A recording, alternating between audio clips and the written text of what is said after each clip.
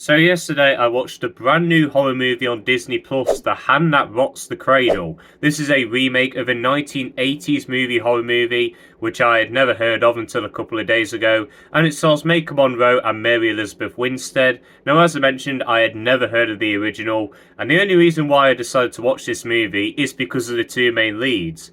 And after watching it, I can safely say it was fine. It was watchable. It wasn't good enough for me to watch it again, but it wasn't bad enough for me to say I hated watching that and I feel like I've wasted my time. There are a few things which I did really like. I think the two main lead performances were really strong. Mary Elizabeth Winstead and Maika Monroe really connected with their personalities and their characters really well. I think it's shot and directed really well too. And I do think some of the story beats were pretty decent as well, and I didn't really see the ending twist coming. However, this movie can delve into some really dumb horror cliches.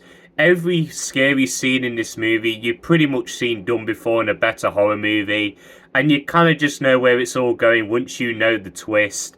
And overall, there was just nothing that really surprised me. I also thought the middle act to this movie really dragged. It just feels like it's panning out time just so it can get to feature length. And I think the ending was just shocking for the sake of being shocking.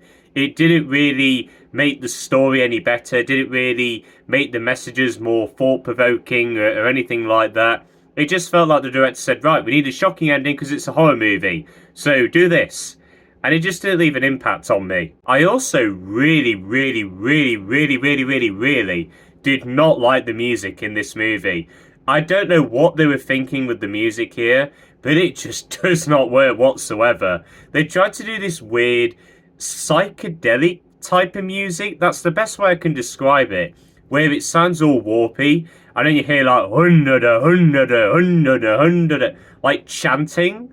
And like weird screaming and yells in the background. I get it's trying to make the scenes more disturbing, but if anything, it's just really distracting because it's so in your face. So overall, there are a few things to like about The Hand That Rots the Cradle. It is well directed, the two lead performances are really good, and there are certain moments that are pretty decent as well in terms of writing.